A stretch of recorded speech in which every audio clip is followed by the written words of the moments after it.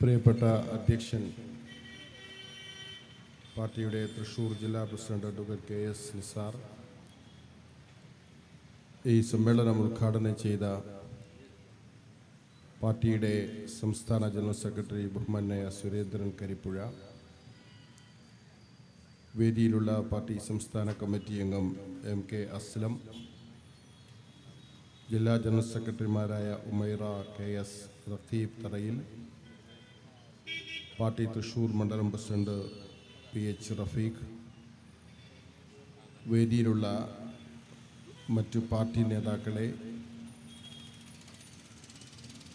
ഈ സമ്മേളനത്തിൽ സംബന്ധിച്ചുകൊണ്ടിരിക്കുന്ന പ്രിയപ്പെട്ട സഹപ്രവർത്തകരെ, സുഹൃത്തുക്കളെ, നാട്ടുകാരെ, എല്ലാവർക്കും ഏറെ സ്നേഹത്തോടെ എൻ്റെ അഭിവാദ്യങ്ങൾ നേർന്നുകൊള്ളുന്നു. ഏപ്രിൽ 9-ാം തീയതി നടന്ന കേരള നിയമസഭയുടെ തെരഞ്ഞെടുപ്പിൻ്റെ ഫലം ഈ മാസം 4-ാം തീയതി പുറത്തു വരികയും ജനവിധിയുടെ താൽപ്പര്യങ്ങൾ മുന്നിൽ നിർത്തി ഒരു പുതിയ സർക്കാർ കേരളത്തിൽ അധികാരത്തിൽ വരികയും ചെയ്തു. ശ്രീ VD സതീശൻ്റെ നേതൃത്വത്തിലുള്ള UDF സർക്കാർ ഭരണ ഉത്തരവാദിത്തം ഏറ്റെടുത്ത് കേരളത്തിൽ ഭരണ നടപടികളുമായി മുന്നോട്ട് പോയിക്കൊണ്ടിരിക്കുകയാണ്. ഒരു പുതിയ ഗവൺമെൻറ്റിനെ സ്വാഭാവികമായും ജനങ്ങൾ ഏറെ പ്രതീക്ഷയോടെയാണ് നോക്കിക്കാണുക. അത്തരമൊരു പ്രതീക്ഷ കേരളത്തിലെ പൊതുജന സാമാന്യത്തോടൊപ്പം വെൽഫെയർ പാർട്ടിയും പുലർത്തുന്നുണ്ട്. കഴിഞ്ഞ 10 വർഷം കേരളത്തിൽ ഭരണം നടത്തിയ ശ്രീ പിണറായി വിജയൻ്റെ നേതൃത്വത്തിലുള്ള ഇടതുപക്ഷ സർക്കാർ നടപ്പാക്കിയ ജനവിരുദ്ധ നിലപാടുകൾ, തെറ്റായ സമീപനങ്ങൾ, ഇവയ്ക്കെല്ലാം തിരുത്തുണ്ടാക്കുകയും ജനോപകാരപ്രദമായ ഒരു സമീപനത്തോടെ ഭരണത്തെ മുന്നോട്ട് കൊണ്ടുപോവുകയും ചെയ്യുമെന്നാണ് നമ്മൾ പ്രതീക്ഷിക്കുന്നത്. തെരഞ്ഞെടുപ്പിൻ്റെ ഫലം പല നിലക്കും വിലയിരുത്തപ്പെടുകയും ചർച്ച ചെയ്യപ്പെടുകയും ചെയ്യുന്ന ഒരു സാഹചര്യമാണ്. തെരഞ്ഞെടുപ്പിൽ വിജയിച്ചവരുടെ വിലയിരുത്തലുകളുണ്ട്. സ്വാഭാവികമായും വിജയിച്ചവർക്ക് വിജയത്തിൻ്റെ കാരണങ്ങൾ കണ്ടെത്താനുള്ള അവരുടെ ശ്രമത്തിന് വലിയ ആഴമുണ്ടാകണമെന്നില്ല. ആഹ്ലാദത്തിൻ്റെ സന്ദർഭമാണത്. എന്നാൽ പരാജയപ്പെട്ടവരെ സംബന്ധിച്ചിടത്തോളം എന്തുകൊണ്ട് പരാജയപ്പെട്ടു എന്ന കാരണം കണ്ടെത്തേണ്ടത് അവർക്ക് അനിവാര്യമാണ്. പ്രത്യേകിച്ചും ഉറപ്പായും വിജയിക്കുമെന്ന് പ്രതീക്ഷിച്ച ഒരു തെരഞ്ഞെടുപ്പിൽ സംഭവിച്ച പരാജയം. അതുകൊണ്ടാണ് കേരളത്തിലെ ഇടതുപക്ഷ ജനാധിപത്യ മുന്നണിക്ക് നേതൃത്വം കൊടുത്തുകൊണ്ടിരിക്കുന്ന CPM തെരഞ്ഞെടുപ്പ് ഫലം പുറത്തു വന്നതിൻ്റെ തൊട്ടടുത്ത ദിവസത്തിൽ തന്നെ പാർട്ടിയുടെ സംസ്ഥാന കമ്മിറ്റിയും സെക്രട്ടേറിയറ്റുമൊക്കെ വിളിച്ചു ചേർത്ത് തെരഞ്ഞെടുപ്പ് അവലോകനം ആരംഭിച്ചത്. ഈ തെരഞ്ഞെടുപ്പ് അവലോകനത്തിൽ പതിവില്ലാത്ത ഒരു പ്രത്യേകത നമ്മൾ കാണുന്നുണ്ട്. അത് സാധാരണഗതിയിൽ സംസ്ഥാന സെക്രട്ടേറിയറ്റും സംസ്ഥാന കമ്മിറ്റിയും വിലയിരുത്തി തെരഞ്ഞെടുപ്പ് വിലയിരുത്തൽ രേഖ ഉണ്ടാക്കി പോകുന്നതിന് പകരം പാർട്ടിയുടെ എല്ലാ ഘടകങ്ങളിലും തെരഞ്ഞെടുപ്പ് വിലയിരുത്തലുകൾ നടത്തണം എന്ന് തീരുമാനിച്ചു. നല്ല കാര്യം. അതിലൊരു വാഗ്ദാനം കൂടി അണികൾക്ക് നൽകിയിട്ടുണ്ട്. ആ വാഗ്ദാനം എല്ലാ ഘടകങ്ങളിലും സഖാക്കൾക്ക് നിർഭയമായി അഭിപ്രായം പറയാനുള്ള അവസരം പാർട്ടി ഉറപ്പുവരുത്തും. എനിക്കത് കണ്ടപ്പോൾ വലിയ സന്തോഷം തോന്നി. കഴിഞ്ഞ 10 വർഷമായി കേരളത്തിലെ CPM-ന്റെ ഉള്ളിൽ നിർഭയമായി അഭിപ്രായം പറയാൻ അവസരമില്ലാതിരുന്ന ഒരു സാഹചര്യം ഉണ്ടായിരുന്നു. ആ കൽഭിത്തിക്കുള്ളിൽ അഭിപ്രായങ്ങൾ വിഴുങ്ങി നിശബ്ദമായി നിന്ന സഖാക്കൾ ഇപ്പോൾ കേരളത്തിൽ കമ്മിറ്റികളിൽ അഭിപ്രായം പറഞ്ഞുകൊണ്ടിരിക്കുകയാണ്. CPM പ്രവർത്തകരോടും നേതാക്കളോടും വളരെ സ്നേഹത്തോടെ പറയാനുള്ളത്, നിങ്ങൾ ഞങ്ങളോട് പ്രത്യേകമായ നന്ദിയും കടപ്പാടുമൊന്നും കാണിച്ചില്ലെങ്കിലും കുഴപ്പമില്ല.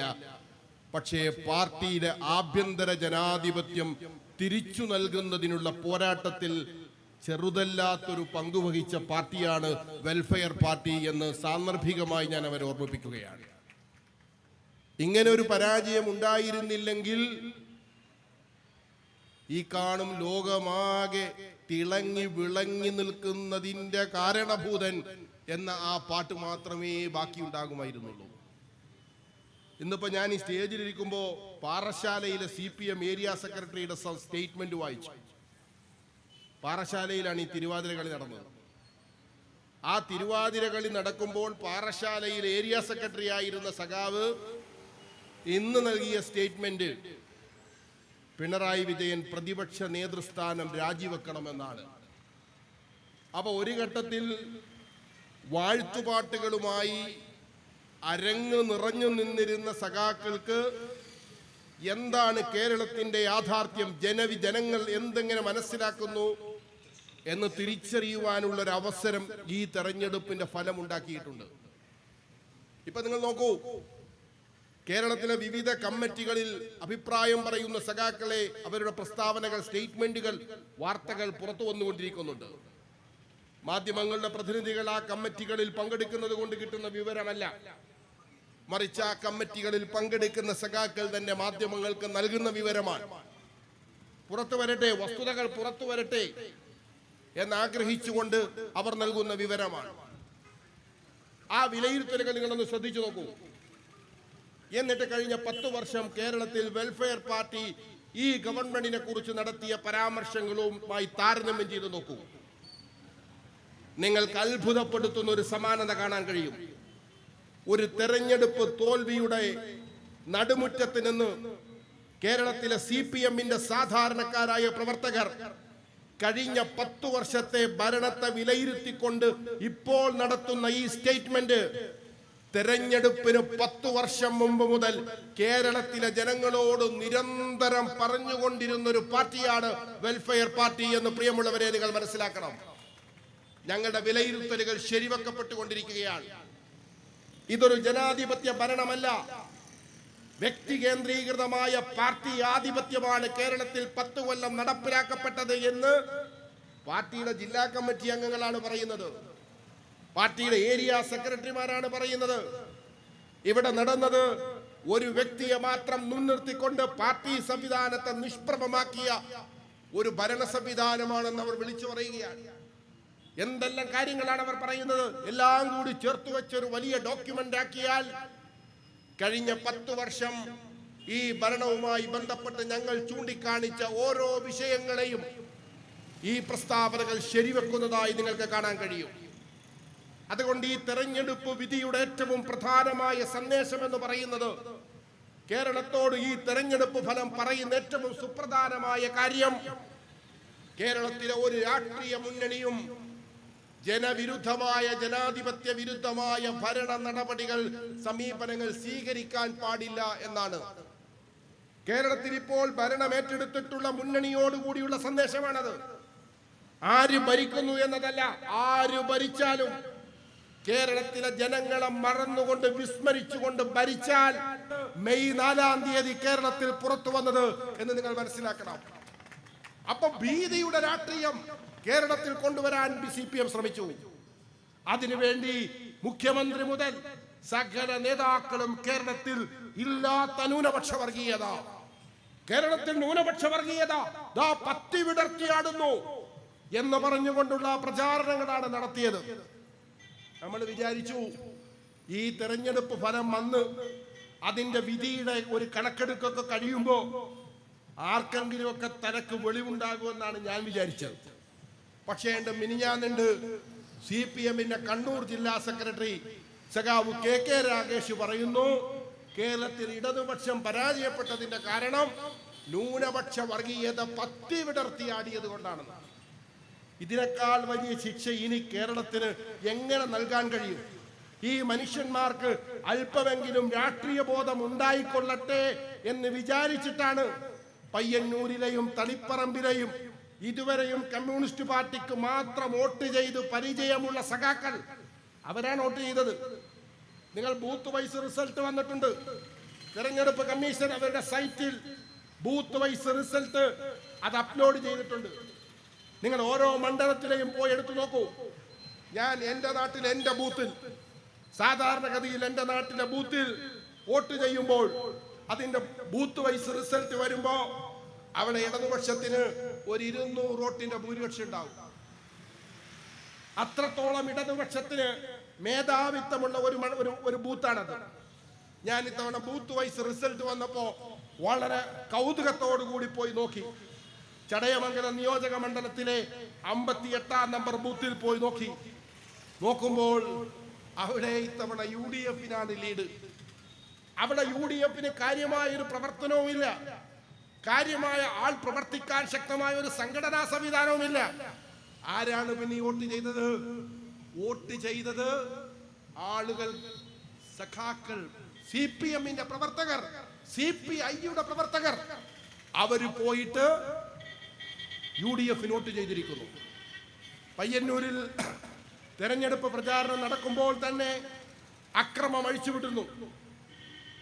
അവിടുത്തെ UDF പിന്തുണക്കുന്ന സ്ഥാനാർത്ഥിയുടെ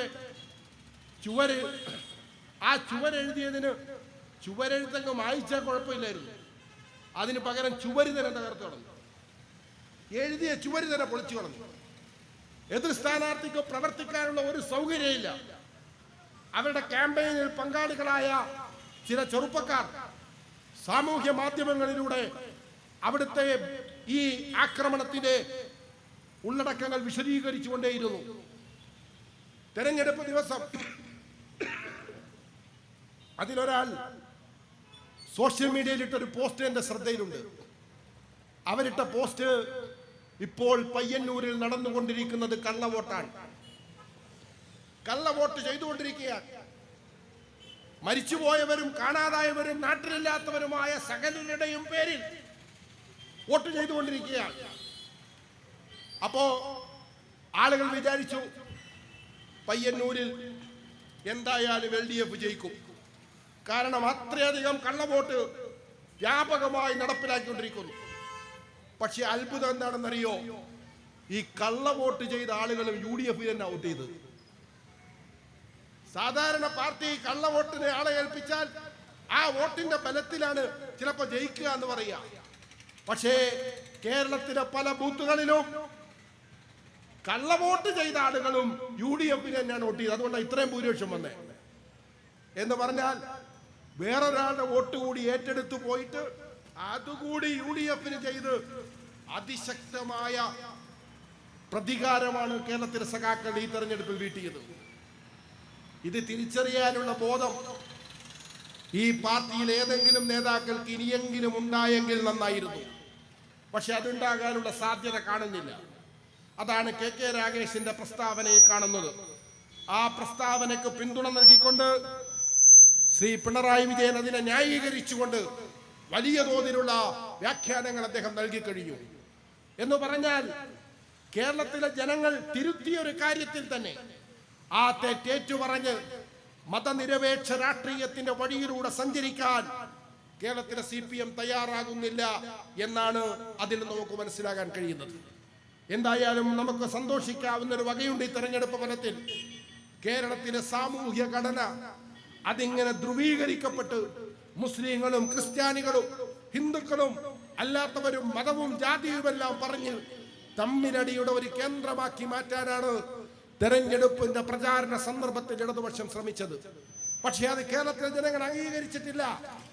അങ്ങ് കാസർഗോഡ് മുതൽ CPM-ന്റെ കോട്ടകൾ മുഴുവൻ ജനങ്ങൾ ഇതിനെതിരെ പ്രതിഷേധിച്ചു. ഞങ്ങൾ ഇതിന്റെ കൂടെയില്ല, ഈ വിധ്വംസക രാഷ്ട്രീയത്തിന് ഞങ്ങളുടെ പിന്തുണയില്ല എന്ന് കേരളത്തിലെ ജനങ്ങൾ അസന്നിഗ്ധമായി വിളിച്ചു പറഞ്ഞ ഒരു തെരഞ്ഞെടുപ്പ് ഫലമാണ് പുറത്തു വന്നത്.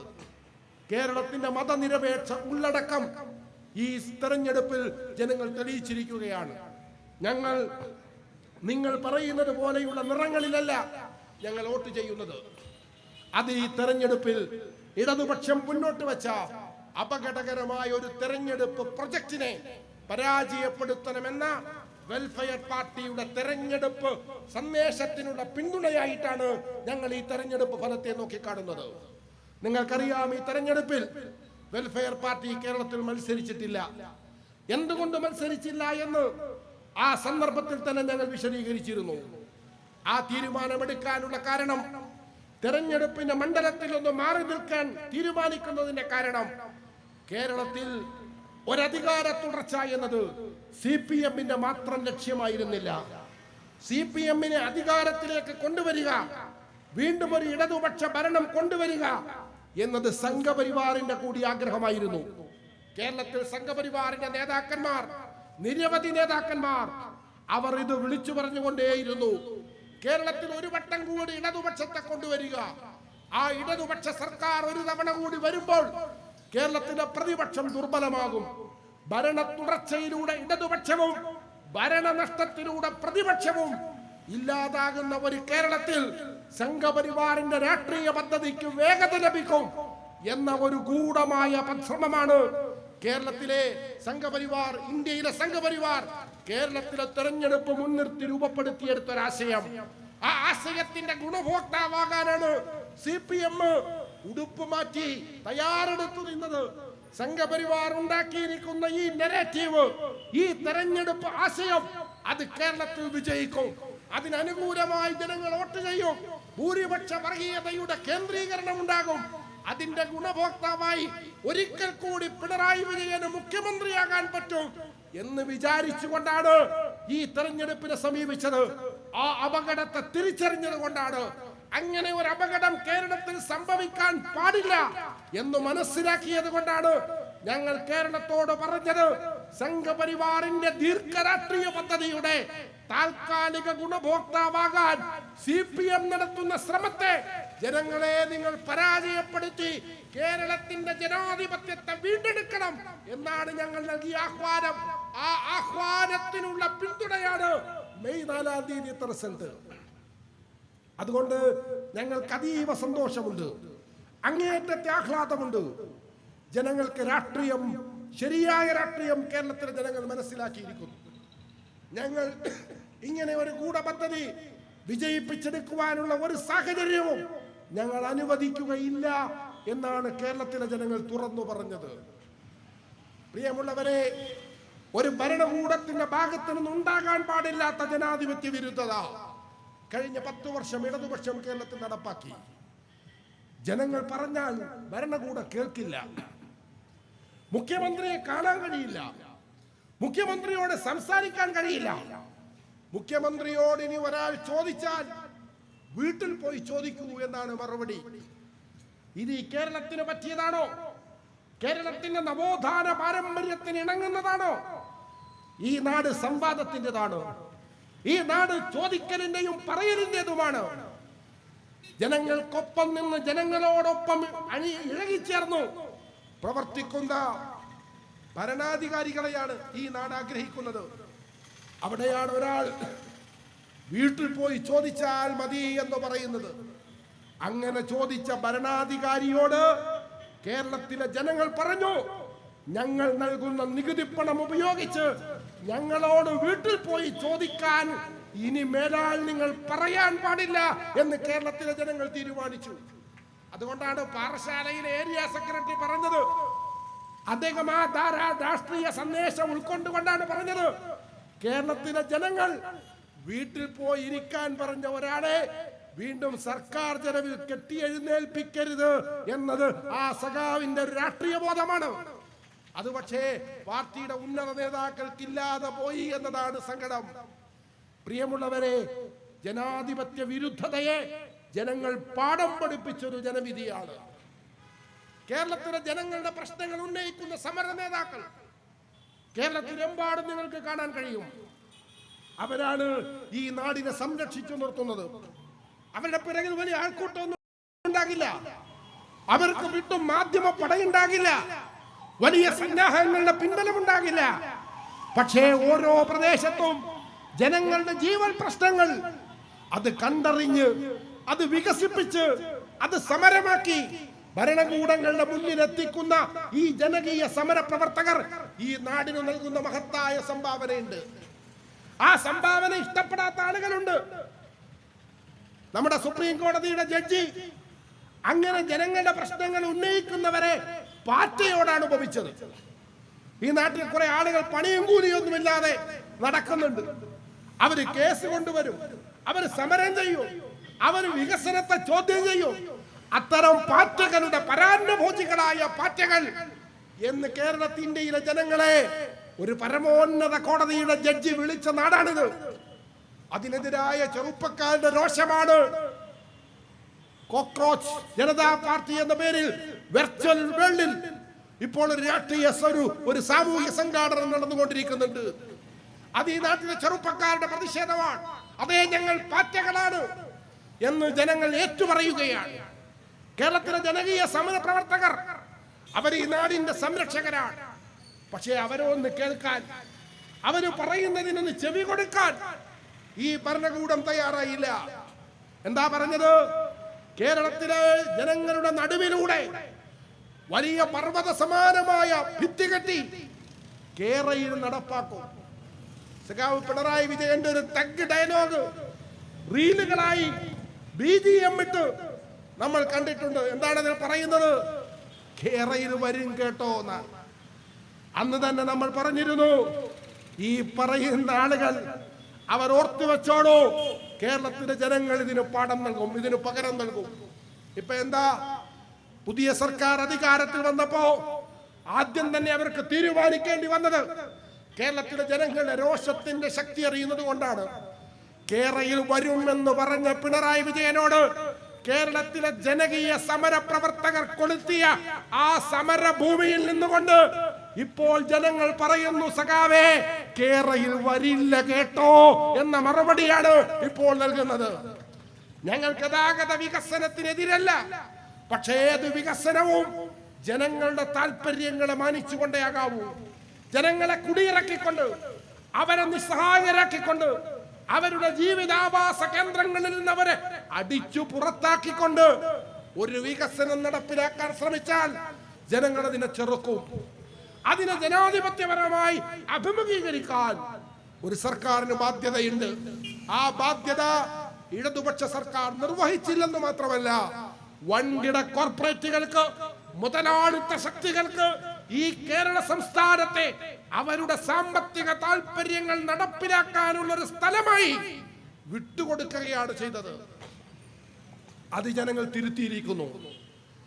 അതേപോലെ തന്നെ നിങ്ങൾ മനസ്സിലാക്കൂ, കേരളത്തിലെ സാധാരണക്കാരായ ജനങ്ങൾ അവർ കേരള സെക്രട്ടേറിയറ്റിന് മുമ്പിൽ സമരത്തിന് പോയാൽ കേരളത്തിലെ ഭരണകൂടം എന്താ ചെയ്യേണ്ടത്? ഉദ്യോഗസ്ഥന്മാരെ അയക്കണം. ആരാണ് അവിടെ സമരം ചെയ്യുന്നത്? അവിടെ ആശാ വർക്കർമാരാണ്.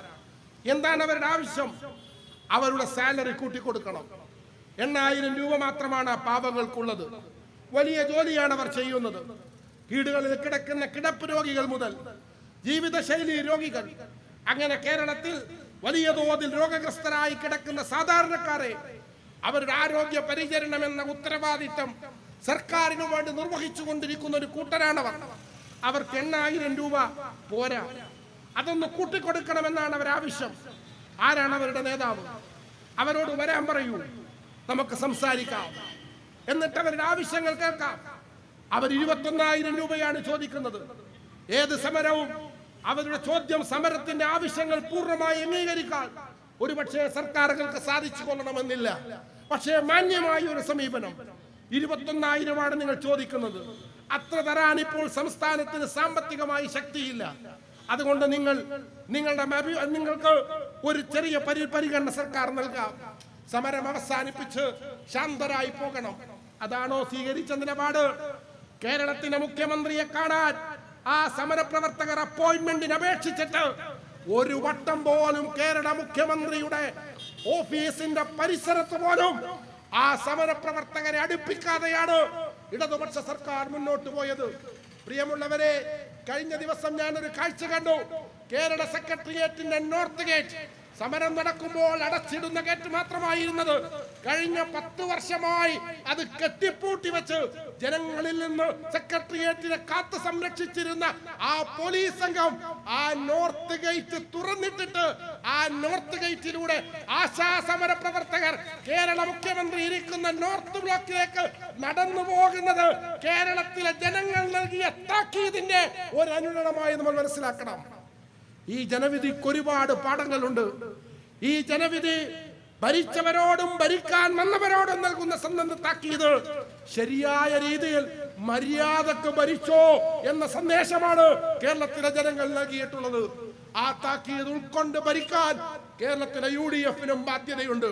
ഇതിനിടയിൽ തന്നെ നമുക്കറിയാം, ദൗർഭാഗ്യകരമായ ഒരു തെരഞ്ഞെടുപ്പ് ഫലം കൂടി ഇതിന്റെ ഉള്ളിലുണ്ട്. അത് BJP കേരളത്തിൽ നേടിയെടുത്ത 3 സീറ്റിന്റെ വിജയമാണ്. കേരളത്തിലെ 3 സീറ്റിൽ BJP വിജയിച്ചു.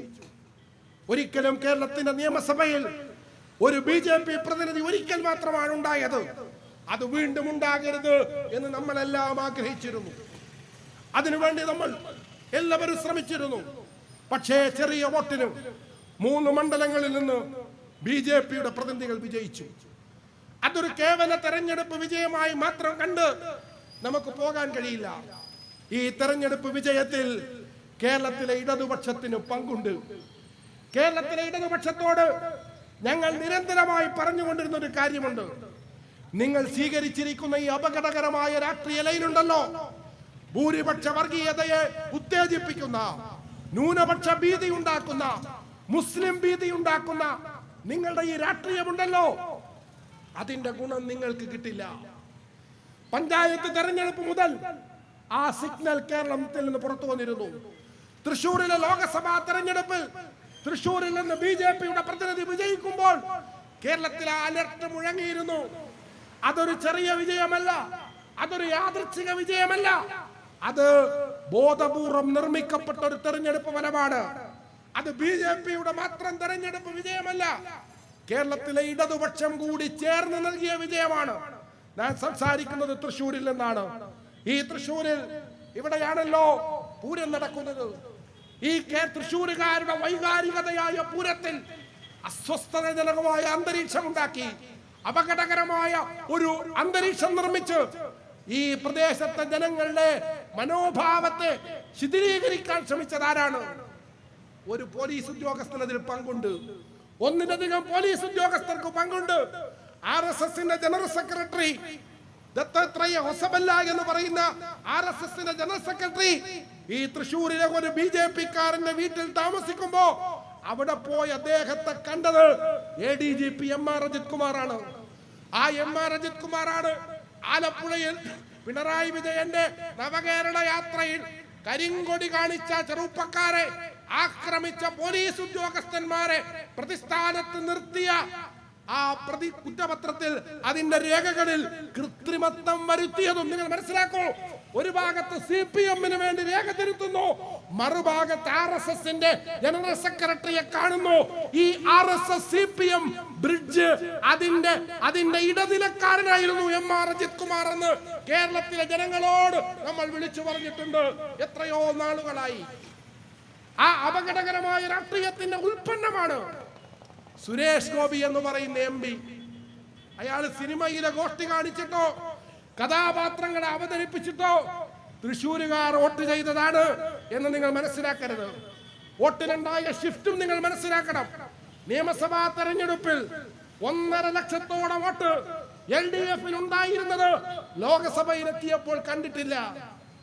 നിങ്ങൾ നോക്കൂ, ലോകസഭാ തെരഞ്ഞെടുപ്പിൽ സുരേഷ് ഗോപിക്ക് ലഭിച്ച വോട്ട്, ആ വോട്ട് ഇപ്പോൾ നടന്ന നിയമസഭാ തെരഞ്ഞെടുപ്പിൽ തൃശ്ശൂരിൽ BJP-ക്ക് ഇല്ല.